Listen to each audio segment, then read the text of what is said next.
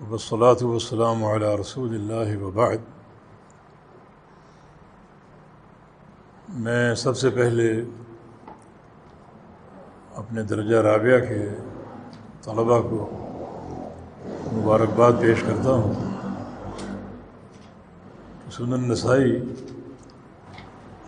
جو حدیث کی انتہائی اہم کتاب ہے اور سیاستہ میں اس کا شمار ہوتا ہے، وہ اپنے شیخ عبید الرحمن حافظہ اللہ سے سبقاً پڑھی اور آج اس کی تکمیل عمل میں آ رہی ہے۔ اس کا آخری باب آج پڑھا جائے گا۔ سنن نسائی یہ ایک بڑی اہم کتاب ہے اور اس میں منتخب حدیثیں ہیں، اور امام نسائی کی اسانید بڑی عمدہ، جو آپ نے خود پڑھتے ہوئے محسوس کیا ہوگا۔ منتخب اس لیے کہہ رہا ہوں کہ امام نسائی رحمہ اللہ نے پہلے سنن کبریٰ لکھی تھی، جس میں اپنی احادیث کو جمع کیا اور پھر اس کتاب پر چھانٹ کانٹ کا عمل شروع کیا، تلخیص کا، اور پھر انتہائی صحیح حدیثیں اس میں سے منتخب کی۔ تو سنن صغریٰ یہ المجتبیٰ کتاب تیار ہوئی جو آپ کے سامنے ہے۔ تو اس لیے اس کتاب میں ضعف بہت کم ہے۔ جیسے صحیح ابن حبان، امام ابن حبان رحمہ اللہ نے پہلے احادیث کو جمع کیا اور پھر دوبارہ اس کا مراجعہ شروع کیا اور جو صحیح حدیثیں تھیں ان کو نکالنا شروع کیا، مگر وہ آدھی کتاب کا مراجعہ کر سکے۔ تو جہاں تک مراجعہ کر سکے وہاں تک احادیث صحیح ہیں اور بہت کم ضعف ہے، اور جہاں تک مراجعہ نہیں کر سکے وہاں آپ کو کافی ضعف اور تساہل نظر آئے گا۔ تو اس طرح سنن نسائی الصغریٰ یا المجتبیٰ بڑی اس کی قدر و قیمت ہے، اور یہ بڑی خوشی کی بات ہے کہ ہمارے معہد میں طلباء نے اس کتاب کو مکمل پڑھا۔ دعا گو ہوں کہ اللہ رب العزت آپ کے سینوں کو علم نافع کے لیے کھول دے اور عمل صالح کی توفیق عطا فرما دے۔ یہ آخری باب جو ہے ذکر الاشربۃ المباح، اشربہ یعنی شراب کی جمع، وہ مشروب، ان مشروبات کا ذکر جو کہ مباح ہے، جن کا پینا حلال ہے۔ الاشربۃ المباح الاشربہ التی یباح شربها، جن مشروبات کا پینا حلال ہے ان کا ذکر۔ آگے ہم بتائیں گے کہ یہ باب محدثین کیوں قائم کرتے ہیں، اصل مقصود ان کا کیا ہوتا ہے۔ تھوڑی سی بات آگے انشاءاللہ ہوگی۔ امام نسائی کی سند ہے، اس سند کے دو لطائف ہیں۔ ایک جو نقطہ ہے علمی، وہ ہے حماد بن سلمہ، یہ ثابت البنانی کے شاگرد ہیں، اور حماد بن سلمہ جو ہیں یہ اوثق الناس فی ثابت ہیں، یہ سند کا لطیفہ ہے۔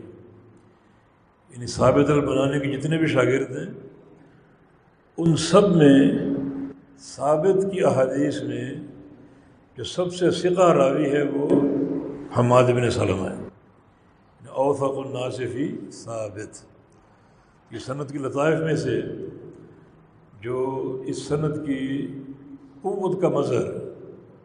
حماد بن سلمہ رحمہ اللہ یہ ہر وقت حدیث کی قرأت یا اللہ کے ذکر میں مشغول رہتے تھے، اور ان کی جو موت واقع ہوئی وہ حدیث پڑھتے پڑھتے نماز کا وقت ہو گیا اور نماز کے لیے چلے گئے اور نماز کی حالت میں ان کا انتقال ہو گیا۔ انتہائی کارآمد ان کی موت۔ اللہ تعالی ہمیں بھی ایسا ہی خاتمہ نصیب فرما دے۔ نبی علیہ السلام کی حدیث ہے اذا اراد اللہ بعبد خیرا استعملہ، جب اللہ تعالیٰ کسی بندے کے ساتھ بھلائی کا فیصلہ فرماتا ہے تو اس کو کام پہ لگا دیتا ہے، اس کو استعمال کرتا ہے۔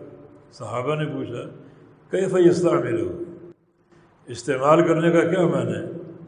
تو رسول اللہ صلی اللہ علیہ وسلم نے ارشاد فرمایا یوفقہ لعمل صالح ثم یقبضہ علیہ، کہ اللہ تعالیٰ اس کو کسی نیک عمل کی توفیق دیتا ہے۔ نیک عمل وہ کرتا جاتا ہے حتیٰ کہ نیک عمل کرتے کرتے اللہ تعالیٰ اس کی روح قبض کر لیتا ہے، اپنے پاس بلا لیتا ہے۔ یہ ایک بڑی کارآمد موت ہے۔ حماد بن سلمہ یہ ثابت البنانی کے شاگرد ہیں، اور ثابت بنانی علماء تابعین میں سے انس بن مالک کے شاگرد ہیں۔ اور یہ سند کا دوسرا نقطہ یہ ہے کہ ثابت جو ہے وہ الزم الناس فی انس، الزم الناس فی انس، کہ جناب انس کے جتنے بھی شاگرد ہیں حدیث کے، ان سب میں سب سے زیادہ وقت جناب انس کی خدمت میں ثابت نے گزارا ہے۔ بعض علماء نے 40 سال کا عرصہ نقل کیا ہے، ان کو 40 سال جناب انس کی مصاحبت کا اور رفاقت کا اور تلمس کا شرف حاصل رہا ہے۔ تو انس بن مالک رضی اللہ عنہ خادم النبی صلی اللہ علیہ وسلم اس حدیث کے راوی ہیں۔ کہتے ہیں کہ کان لأم سلیم قدح من عیدان، ام سلیم جو انس کی والدہ ہیں، ام سلیم بنت ملحان، ان کا نام رمیثہ یا رمیلہ، بہت سا اختلاف علماء کا ان کے اصل نام کے بارے میں، تو ان کے بھی بڑے مناقب احادیث مذکور ہیں۔ تو یہ انس بن مالک کی والدہ ہیں، اور یہ سب سے عظیم منقبت یہ ہے کہ جب نبی علیہ السلام ہجرت کر کے مدینہ تشریف لائے تو انہوں نے نبی علیہ السلام کی تکریم کا حق یوں ادا کیا کہ اپنا 10 سالہ بچہ انس آپ کی خدمت میں دے دیا، وقف کر دیا آپ کی خدمت کے لیے۔ تو یہ ان کے انہیں مناقب میں سے ایک بہت بڑی منقبت اور ان کا شرف ہے۔ یہ قدح من عیدان، ان قدح کا معنی برتن، من عیدان، عیدان جمع عیدانتن کی، عیدانتن کی جمع عیدان، اور عیدان بولتے ہیں کھجور کے تنے کو جو لمبائی میں ہو، یعنی وہ برتن اس طرح تھا کہ وہ لمبائی میں زیادہ تھا، تو کھجور کا تنا کاٹ کر بیچ میں کھود کر اس کا برتن بنایا جاتا ہے۔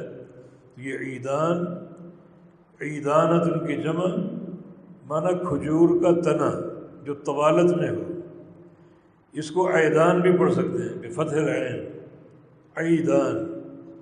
پھر یہ عود ان کی جمع ہوگی، عود، اور عود مطلق لکڑی کو کہا جاتا ہے، یعنی کسی بھی لکڑی کا برتن۔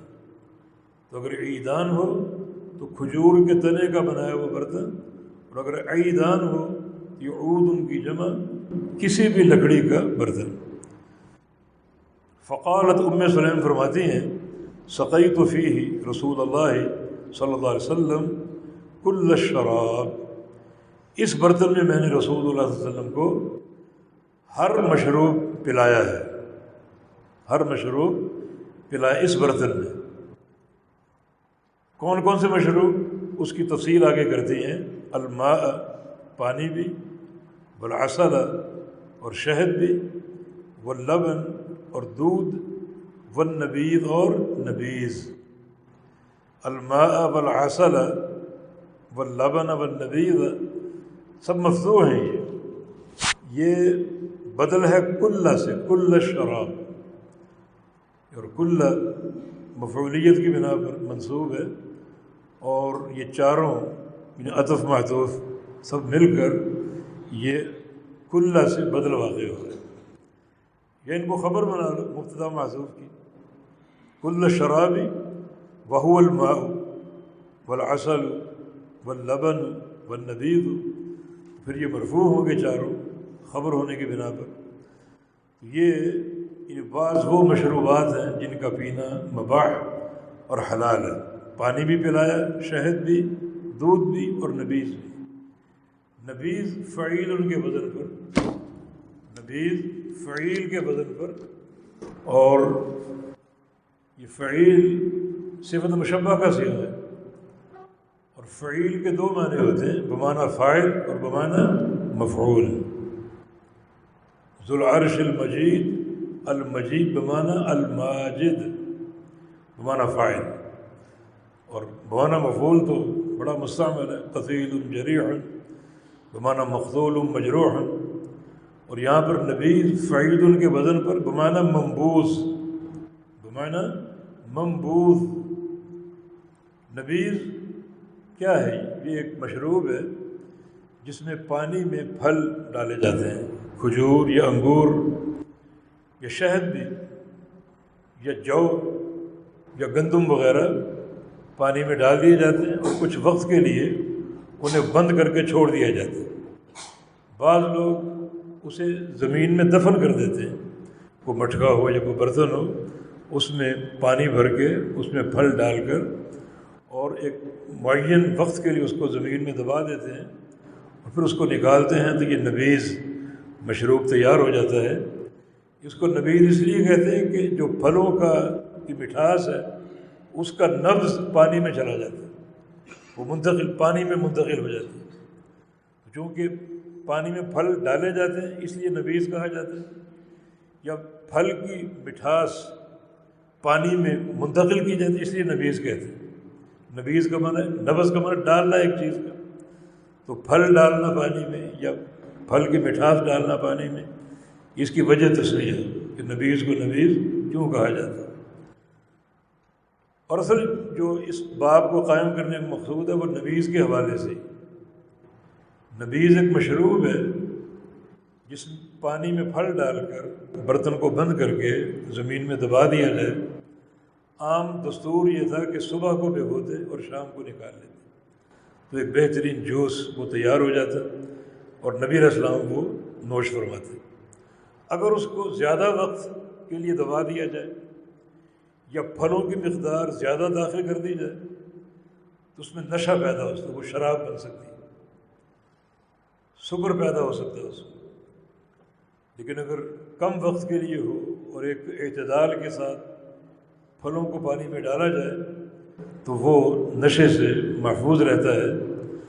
تو سیدہ عائشہ صدیقہ امہات المومنین، جو ام سلیم والا قصہ آپ نے پڑھا، یہ بھی اللہ کے نبی کو نبیذ پلایا کرتی تھی، اور اللہ رب العزت اپنے نبی کو ہر قسم کے شر سے عیب سے بچانے والا، تو جو آپ کے لیے مشروب تیار ہوتا تھا ہر قسم کے سکر نشے سے پاک ہوتا تھا، اس لیے وہ آپ کو پیش کیا جاتا اور آپ وہ پیتے۔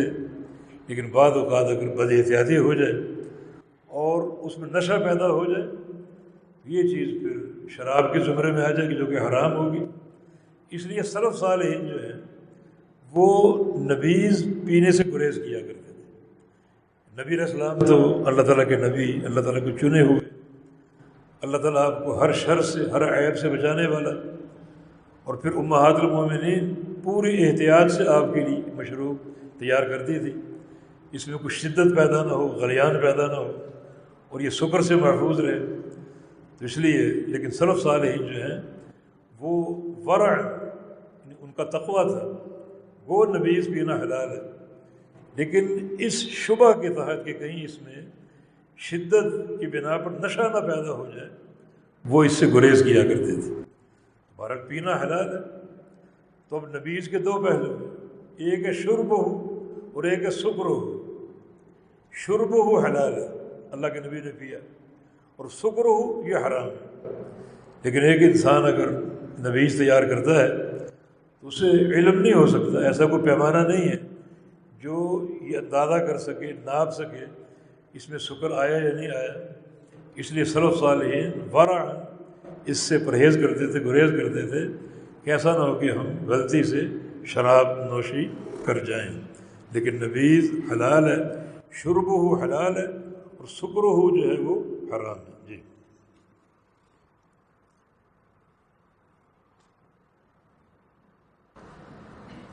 بسم الله الرحمن الرحيم. قال أبو عبد الرحمن أحمد بن شعيب النسائي رحمه الله تعالى: أخبرنا سعيد قال أخبرنا عبد الله عن سفيان عن سلمة بن كهيل عن زيد بن عبد الله عن سعيد بن عبد الرحمن بن أبزة عن أبيه قال: سألت حجر بن كعب عن النبي فقال: اشرب الماء واشرب العسل واشرب السابق واشرب اللبن. النبي يقتضي فعرضته فقال: الخمر تريد الخمر تريد. جی یہ حدیث سعید ابن عبد الرحمن ابن ابزہ اپنے والد محترم عبد الرحمن بن ابزہ سے روایت کر رہے ہیں. اور عبد الرحمن بن ابزہ جو علماء تابعین میں سے ہیں، انہوں نے ابی بن کعب رضی اللہ عنہ سے سوال کیا نبیذ پینے کے بارے میں، کہ نبیذ جو مشروب جو گھروں میں تیار ہوتا ہے یہ ہم پی سکتے ہیں؟ تو ابی بن کعب نے فرمایا کہ اشرب الماء، تم پانی پیو، واشرب العسل، تم شہد پیو، واشرب السویق، اور پانی میں ستو گھول کر پیو، واشرب اللبن، دودھ پیو، الذی نجعت به، نجعت بمعنی غذیت، جس دودھ کی بچپن سے تمہیں خوراک دی جا رہی، بچپن سے دودھ پیتے آ رہے ہو، نجعت بمعنی غذیت، تو جو دودھ پی کر بڑے ہوئے ہو وہ دودھ پیو. تو انہوں نے نبیذ سے اعتراض کیا. فعابدت، میں نے دوبارہ پوچھا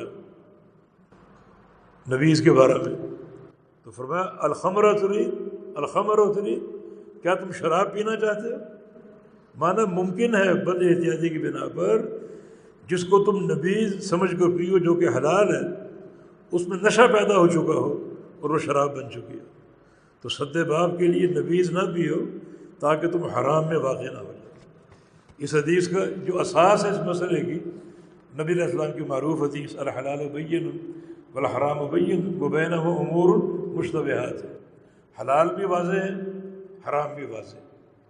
مثلا دودھ حلال ہے، شہد حلال ہے، واضح ہے. شراب حرام ہے، یہ بھی واضح ہے. بینہما مشتبہات، اور حلال و حرام کے بیچ میں کچھ امور ہیں مشتبہ ہیں.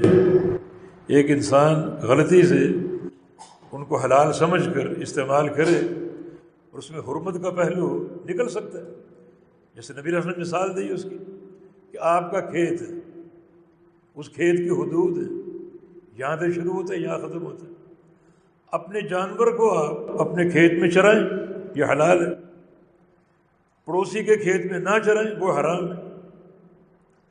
لیکن آپ جانور کو اپنے کھیت کے آخری کونے میں چھوڑ دیں اور یہ سوچیں کہ میں نے اپنی زمین پہ چھوڑا اس کو اور پھر چلے جائیں وہاں سے، تو جانور عین ممکن ہے کہ وہ آپ کے پڑوسی کے کھیت میں داخل ہو جائے.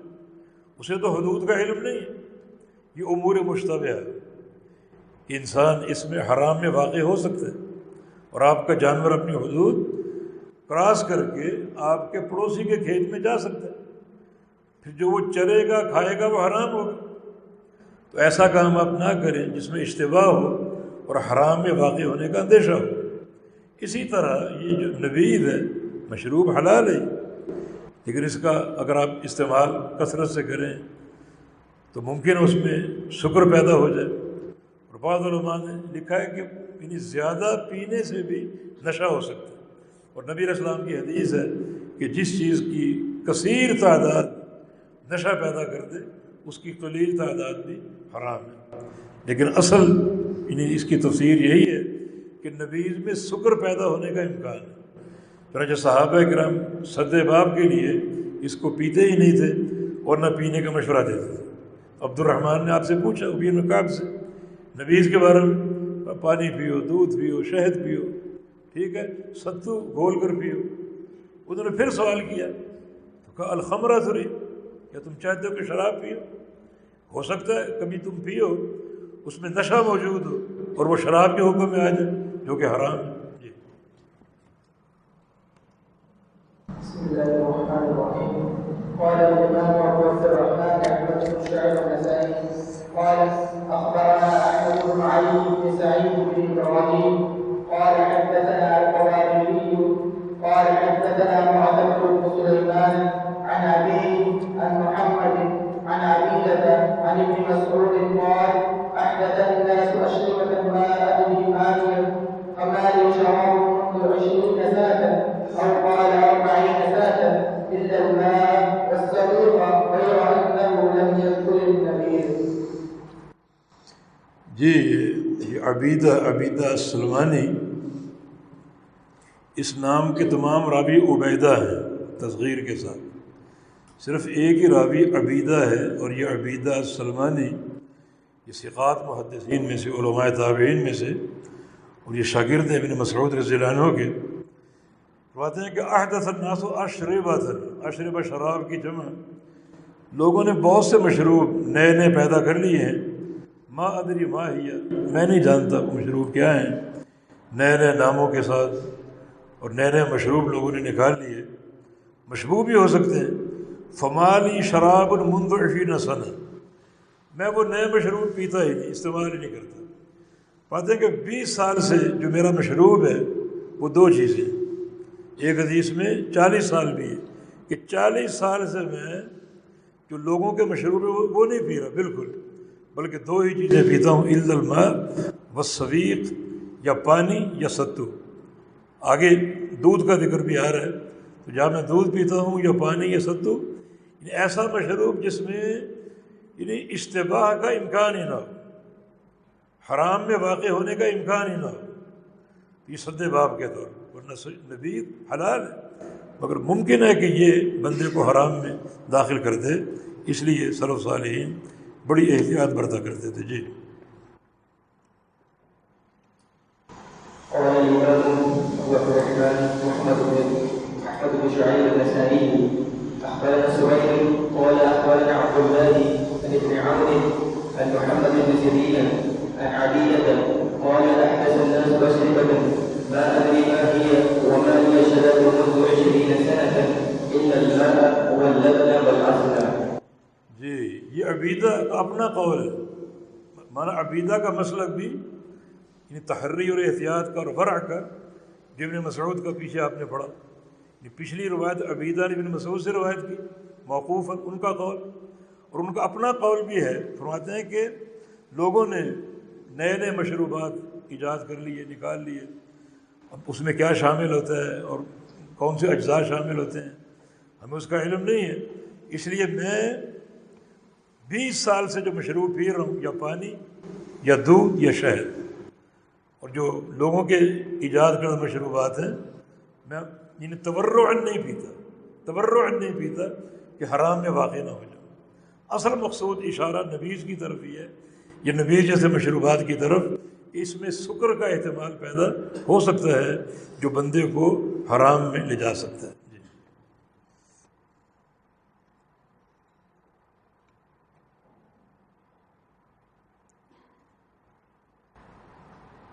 بسم الله الرحمن الرحيم.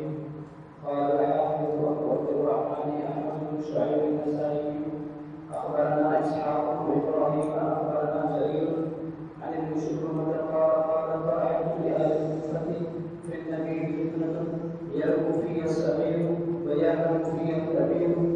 قال وكان إذا كان فيه فرس كان طلحة وزبير يسقيان اللبن والعسل فقيل لطلحة ألا تسقيهم النبيذ؟ قال إني أكره أن يسأل مسلم في سبيل. یہ حدیث یہ طلحہ بن مصرف مشہور تابعی ہیں. فرماتے ہیں کہ لأہل الکوفۃ فی النبیذ فتنۃ، اہل کوفہ کے لیے نبیذ کے بارے میں فتنہ موجود ہے. کوفہ سے کوئی اچھی خبر کبھی نہیں آتی، تو اہل کوفہ کے لیے فتنہ ہے نبیذ کے بارے میں. سمجھے نا؟ یربو فیہا الصغیر، یہ فیہا کا مرجع فتنہ ہے کہ نبیذ کے فتنہ میں ہی چھوٹا بچہ جوان ہو گیا، ربا یربو بڑھنا، اس سے ربا سود کو بولتے ہیں، اس میں مال بڑھتا ہے، ربا یربو بڑھنا، مضبوط ہونا، جس میں نبیذ پیتے پیتے بچہ جوان ہو گیا، یحرم فیہا الکبیر، اور بڑا بوڑھا ہو گیا۔ مانا نبیذ کا استعمال ان میں دائماً موجود ہے، بچے بھی پیتے ہیں، جوان بھی پیتے ہیں، بوڑھے بھی پیتے ہیں، اور تسلسل سے اس قدر پی رہے ہیں کہ بچے جوان ہو گئے پیتے پیتے، اور جو بڑے ہیں جوان وہ بوڑھے ہو گئے نبیذ پیتے پیتے۔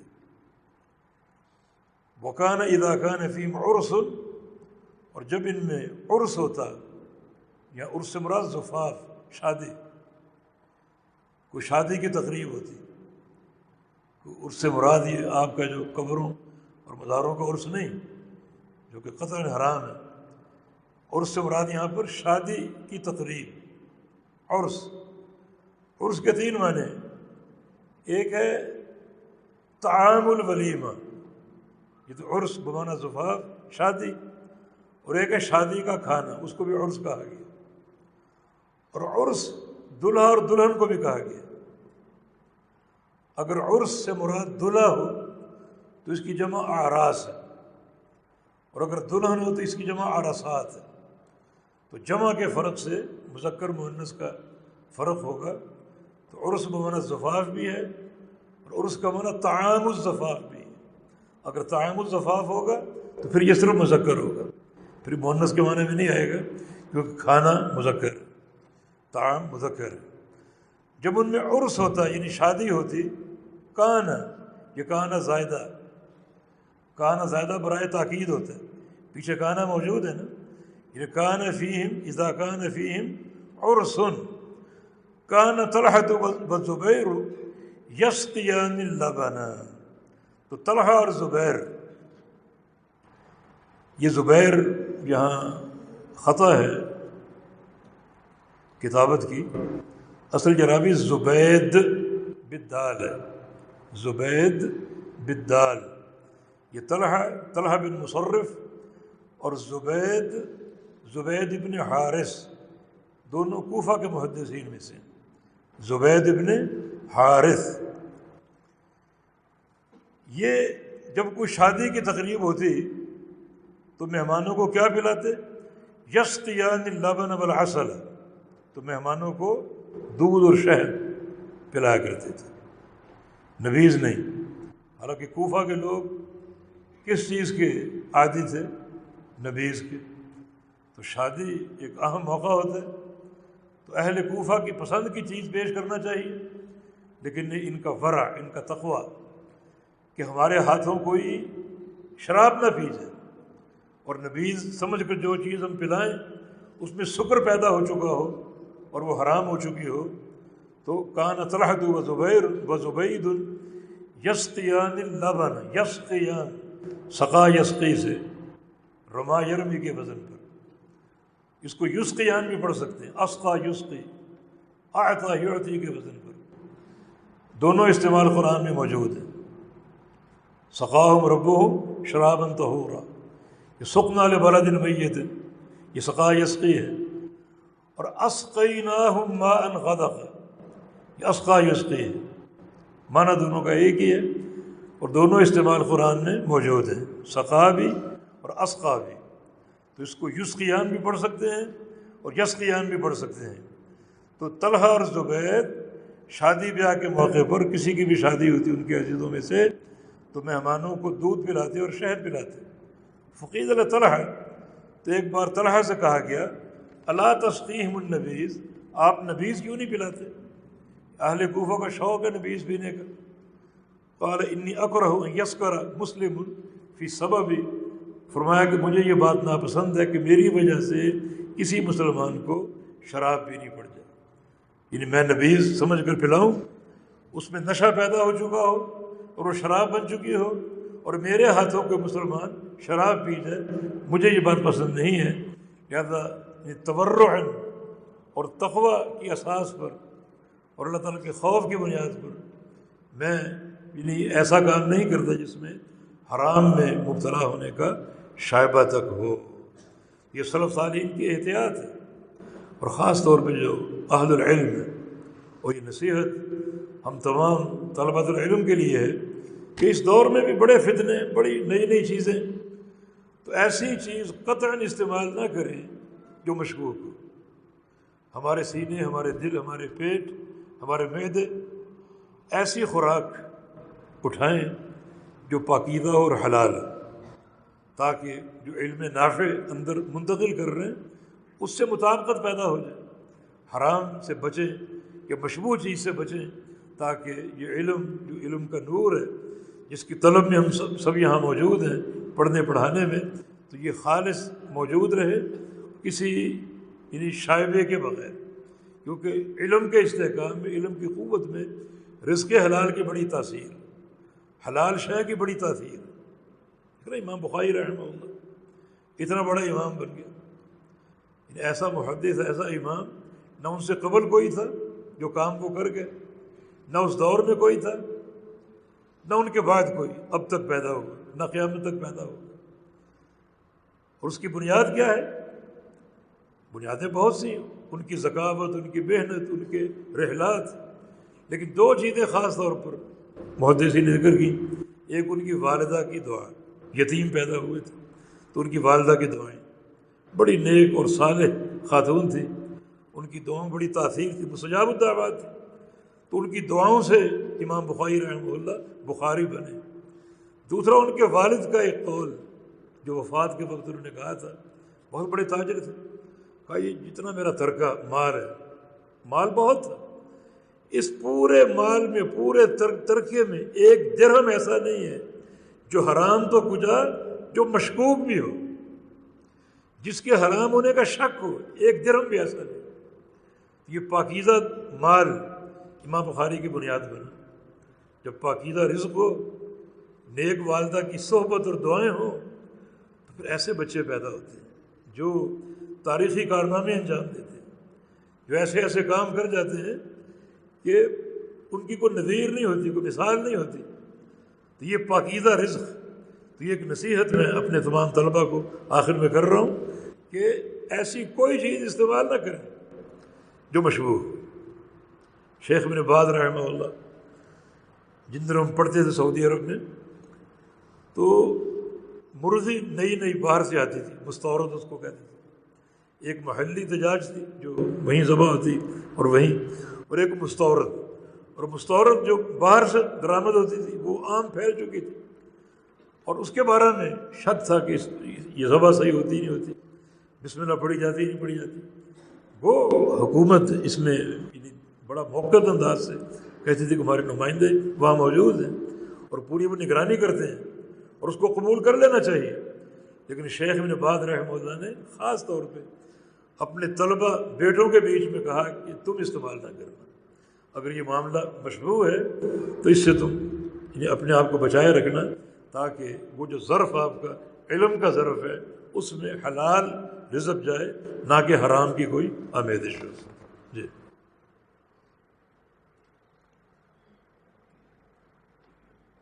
بسم الله الرحمن الرحيم. الحمد لله الذي جعلنا نحافظ الهدي واتقانا من الرهن والتقليد، والصلاة والسلام على إمام أهل الحديث، أما بعد. قال الإمام أبو عبد الرحمن أحمد بن شعيب النسائي رحمه الله: أخبرنا إسحاق بن إبراهيم قال أخبرنا جرير قال كان ابن شعبة لا يشرب إلا الماء واللبن، آخر كتاب المشرقة وهو آخر كتاب المجتبى من النسائي، والحمد لله رب العالمين، وصلى الله على سيدنا محمد خاتم النبيين وعلى آله الطيبين الطاهرين، ورضي الله عن كل الصحابة أجمعين وعن التابعين لهم بإحسان إلى يوم الدين. بارک اللہ فیک۔ ہاں، تو اسحاق ابن ابراہیم الحنظلی یہ معروف ہیں اسحاق بن راہوے کے نام سے، اسحاق ابن راہوے امام بخاری کے استاد بھی اور امام نسائی کے بھی استاد ہیں۔ اور ان کے شیخ ہیں جریر، یہ جریر بن عبد الحمید، یہ بھی کوفی ہیں، اور ان کے شیخ ابن شبرمہ، ان کا نام عبید اللہ ہے، عبید اللہ بن شبرمہ، یہ بھی کوفہ کے محدثین سے ہیں اور بڑے یعنی ثقۃ ثبت فاضل اور بڑے زاہد متقی پرہیزگار، اور یہ کوفہ کے قاضی بھی رہے ہیں ابن شبرمہ۔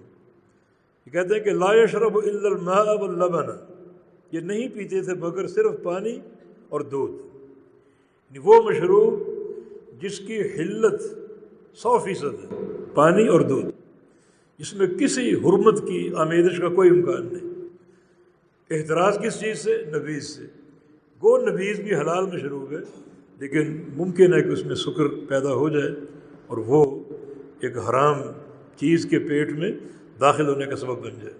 تو خاص طور پہ علماء، طلبۃ العلم بڑی احتیاط کا پہلو اختیار کیا کرتے تھے، اور جو اپنے کھانے کا ایک ایک لقمہ اور پانی کا ایک ایک گھونٹ پوری ایک احتیاط اور پورے تیقن کے ساتھ اپنے پیٹ میں اتارتے کہ لقمہ بھی حلال کا ہے اور یہ پانی کا گھونٹ بھی حلال کا ہے، تاکہ وہ پیٹ اور وہ سینہ جو علم کا مخزن ہے اس میں حرام کی آمیزش نہ ہو جائے۔ یہ سلف صالحین کا تقویٰ اور ان کا ورع تھا۔ آخر کتاب الاشربہ وهو آخر کتاب المجتبى من النسائی، والحمد للہ رب العالمین، وصلی اللہ علی سیدنا محمد خاتم النبیین وعلی آلہ الطیبین الطاہرین ورضی اللہ عن کل الصحابۃ اجمعین۔ امام نسائی کا کل پر زور ہے، اللہ تعالیٰ تمام صحابہ سے راضی ہو جائے، تمام صحابہ سے راضی ہو جائے۔ یہ کل سے دو فرقوں کی تردید مقصود ہے، ایک تو وہ روافض جو تمام صحابہ کی تکفیر کرتے تھے، دوسرے وہ نواصب جو جناب علی بن ابی طالب کی تکفیر کرتے تھے اور اہل بیت کی تکفیر کرتے تھے۔ امام نسائی رحمہ اللہ نے نساء میں جب دیکھا کہ لوگ جناب علی کی شان میں گستاخیاں کرتے ہیں تو انہوں نے کتاب لکھی فضائل علی بن ابی طالب، فضائل علی بن ابی طالب، جس پر جو نواصب تھے وہ ان کو غصہ آ گیا، بھڑک اٹھے، اور ایک موقع پر امام نسائی کو پکڑ لیا اور ان کو اتنا مارا کہ ان کی موت واقع ہو گئی۔ تو انشاءاللہ ان کی موت اللہ کی راہ میں شہادت کی موت ہے، راہ حق میں آئی، صحابہ کے دفاع میں آئی، امیر المومنین علی بن ابی طالب رضی اللہ عنہ کے دفاع میں آئی۔ اس لیے ان کل صحابہ، کل پر زور دیا ہے تاکہ یہ تمام منحرف طوائف جن کے صحابہ کے بارے میں غلط نظریات ہیں ان کا رد ہو جائے۔ وَعَنِ التَّابِعِينَ لَهُمْ بِإِحْسَانٍ إِلَىٰ يَوْمِ الدِّينِ، اور اللہ تعالیٰ تمام تابعین سے جو صحابہ کے پیروکار ہیں اچھے طریقے کے ساتھ، احسان کے ساتھ، اللہ ان سب سے راضی ہو جائے۔ اللہ تعالیٰ آپ کو علم نافع عطا فرمائے، اللہ تعالیٰ توفیق دے مسلسل پڑھنے کی اور عمل کرنے کی، اور اللہ رب العزت اخلاص عطا فرما دے، کیونکہ طلب علم میں اور عمل میں اخلاص بڑی اہم بنیاد ہے۔ اللہ تعالیٰ ریاکاری سے بچائے۔ جب قیامت کا دن ہو، ہمارے اعمال پیش ہوں تو صدقتہ صدقتہ کی آواز آئے، کذبتہ کذبتہ کی آواز آئے۔ والتوفیق بید اللہ تعالی، وآخر دعوانا الحمد للہ رب العالمین۔